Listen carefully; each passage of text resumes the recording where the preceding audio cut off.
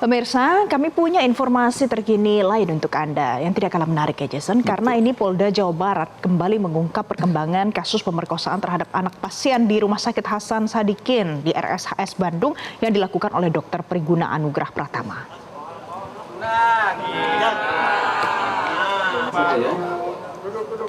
Bismillahirrahmanirrahim. Assalamualaikum warahmatullahi wabarakatuh. Pemirsa, polisi telah menerima sejumlah hasil tes ex-dokter residen Priguna Anugrah Pratama, termasuk hasil tes toksikologi. Dan adik korban, Hasan Sadikin dan juga apoteker. Dan Ditkrimsus juga akan mendukung proses penyidikan ini. Direktur Reserse Kriminal Polda Jabar, Kombes Surawan, menegaskan hasil tes toksikologi menunjukkan bahwa tersangka menyuntikkan obat bius ke tubuh korbannya sebelum melakukan aksinya. Obat bius yang digunakan berasal dari rumah sakit tempatnya bekerja. Sementara itu dari hasil tes psikologi mengungkap adanya kelainan seksual yang terdapat pada Priguna. Kelainan seksual itu berupa fantasi terhadap orang yang tidak berdaya. Hasil tes ini menjadi salah satu bukti penting dalam kasus yang melibatkan Priguna. Pemirsa, Kombes Surawan mengatakan Dr. Priguna tetap bisa dijerat dengan aturan dalam Undang-Undang Tindak Pidana Kekerasan Seksual. Perbuatan pelaku bahkan bisa diperberat mengingat pemerkosaannya dilakukan terhadap orang yang tidak berdaya.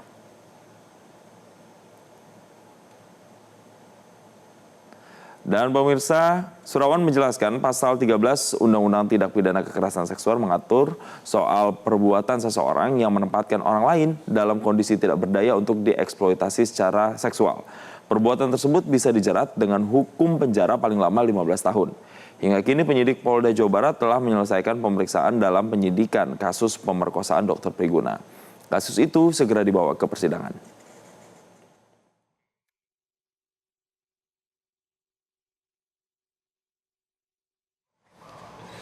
Ini memang adalah kasus yang paling menyita perhatian, terutama di kalangan dunia medis atau kedokteran. Tapi yang menjadi pertanyaan adalah ketika sudah hasil tes toksikologinya keluar dan psikologinya keluar bahwa mengalami kelainan seksual, apakah kemudian ada potensi dia terlepas dari jerat hukum? Itu yang paling jadi itu tadi dia Jason. Ini sama pertanyaan kami berdua dengan mungkin pertanyaan Anda pemirsa. Jadi bagaimana sebenarnya pengaruhnya untuk proses hukum nanti? Langsung kita tanyakan pada seorang expertnya, ada pakar hukum pidana Asep Iwan Irawan. Kang Asep, selamat pagi Kang Asep.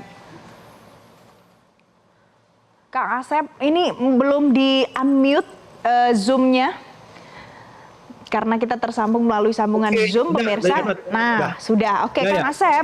Ini Kang Asep sambil mengajar, mungkin bisa mengajar kami berdua juga. Jadi, kalau ada hasilnya tes psikologi dan toksikologi itu seperti itu, apa nanti potensi pengaruhnya, bisa meringankan atau malah memperberat hukum di meja hijau? Ya, pidana itu ajas legalitas. Jadi, ketika seseorang melakukan tindak pidana, ada alasan penghapus, alasan peringan, alasan perberat. Di kasus yang Dr. Udbad ini, ya tidak ada alasan menghapus, memperingan, bahkan memperberat, karena dilakukan oleh seorang dokter yang harusnya memberi kesehatan, beri ketenangan, aman, nyaman bagi pasiennya atau keluarganya, ada melakukan perbuatan kekerasan seksual. Jadi kalau dia punya alasan medis yang dikatakan hasil psikologi atau hasil apapun, itu justru bukan akan memperingan atau menghapus perbuatan pidananya, malah akan memperberat perbuatannya. Masa Kang Asep? Tapi gini, kalau misalnya kita lihat beberapa kasus, misalnya kalau ada orang dapat diagnosis kelainan jiwa atau misalnya permasalahan psikologis, biasanya kan itu mental misalnya, itu kan langsung mendapat keringanan biasanya. Kalau narasinya kelainan seksual, kalau Kang Asep bilang tadi justru memperberat, poin mana yang kemudian itu bisa memperberatnya? Kang Asep? Jadi gimana tuh Kang? Ya, kelainan seksual sekali lagi tidak kategori alasan peringan atau pemaaf. Sekali lagi kan, jadi harus tertulis apa yang akan memperingat atau menghaluskan perbuatan pidana. Di KUHP jelas disebut apa alasan peringan, alasan penghapus gitu kan, alasan pemaaf. Ini perbuatannya seorang dokter harus memberikan aman nyaman di bidang kesehatan, malah membuat penyakit gitu kan, maka itulah yang memperberat. Jadi katakanlah dia punya kelainan seksual, kelainan seksual maksudnya semakin gila kan, dia melakukan perbuatan itu terhadap keluarganya wanita yang tidak berdaya, yang diperlakukan dengan dibius, bla bla bla lah, cerita teknis itu kan. Nah itu justru tidak ada alasan bagi dia untuk diperingat atau dipermaaf ya. Jadi kalau ada orang mengatakan itu bisa dimaafkan, berlomba-lomba lah tenaga kesehatan melakukan perbuatan terkutuk sama keluarganya atau terhadap pasiennya, dilakukan di tempat dia bekerja. Oke, nah Kang Asep, ini lagi nih. Jadi ada fakta juga yang terungkap pemirsa kalau obat bius yang digunakan itu datangnya dari rumah sakit tempat Priguna bekerja. Jadi ini bisa dijerat pasal berlapis atau gimana tuh Kang Asep? Ya, tepat. Di samping kekerasan seksual, ya dia juga KUHP ya, kemudian juga undang-undang kesehatan ya. Kan tadi alat bius yang digunakan entah bekas atau apa yang tidak seharusnya digunakan, kan di aturan medis ditentukan alat obat. Saya tidak paham, bukan dunia saya, ya bahwa obat bius gimana penggunaannya, setelah digunakan gimana, kan sesuai SOP-nya. Ketika itu dilakukan, katakanlah sekarang kan baca di media bahwa itu bekas atau tidak digunakan, yang harus digunakan, berarti dia menggunakan yang tidak seharusnya, itu juga kena gitu kan, apalagi menggunakan alat yang akan berbahaya bagi nyawa orang lain, bahkan kesehatan, bahkan tidak sadar melakukan perkosaan. Justru itu akan memperberat lagi pidananya, makanya pidananya nanti jaksa harus menggunakan pasal-pasal berlapis, tidak pasal 6C Undang-Undang Kekerasan Seksual, tapi juga pasal KUHP, pasal-pasal yang menyangkut profesinya, menyangkut tenaga medis, harus banyak menggunakan pasal supaya dia dikenakan hukuman maksimal.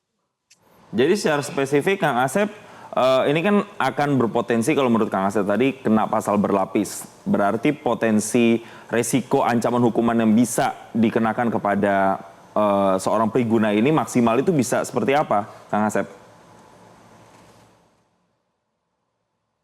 Ya, kembali tadi ya, ketika di penyidikan sekarang berlangsung, di kejaksaan nanti menggunakan pasal-pasal berlapis, itulah nanti hakim disuguhi dengan pasal-pasal berlapis.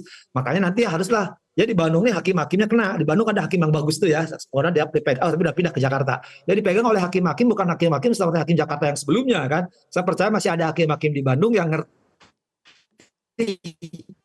Karena mereka belajar hukum kesehatan, mereka ya ketika mereka belajar hukum kesehatan itu ada aspek perdata, aspek pidana, aspek administrasi. Jadi ketika ada tenaga medis menyalahgunakan ya malpraktek, ini bukan malpraktek malah kejahatan ya, kejahatan seksual yang dilakukan dan berlapis pasalnya, ya harus digunakan hukum maksimal gitu kan.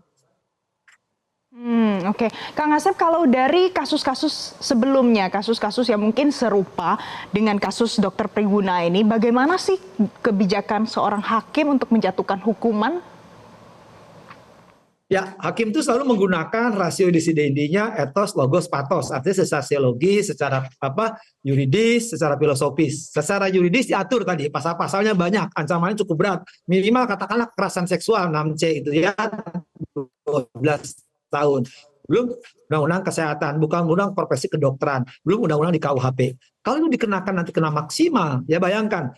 Yang melakukan perkosaan, tanda petik supaya dipahami publik, yang perkosaan yang bukan dokter hukumannya banyak, pernah di Bandung kejadian kan, seorang pemimpin agama di sebuah pesantren, malah dihukum mati kan, ya itu bila pendidikan. Ini seorang tenaga medis yang sedang melaksanakan tugasnya, harus tadi bikin aman nyaman bagi pasien dan keluarganya, malah melakukan perkosaan atau kekerasan seksual. Ya kalau dia kasih ringan, tadi saya katakan, loh, orang akan tidak percaya sama rumah sakit, orang tidak percaya sama profesi dokter kan, tenaga kesehatan. Karena ada orang-orang melakukan, tidak hanya satu kan, tidak hanya di Bandung, di Malang, di beberapa tempat, Jakarta juga ternyata ada.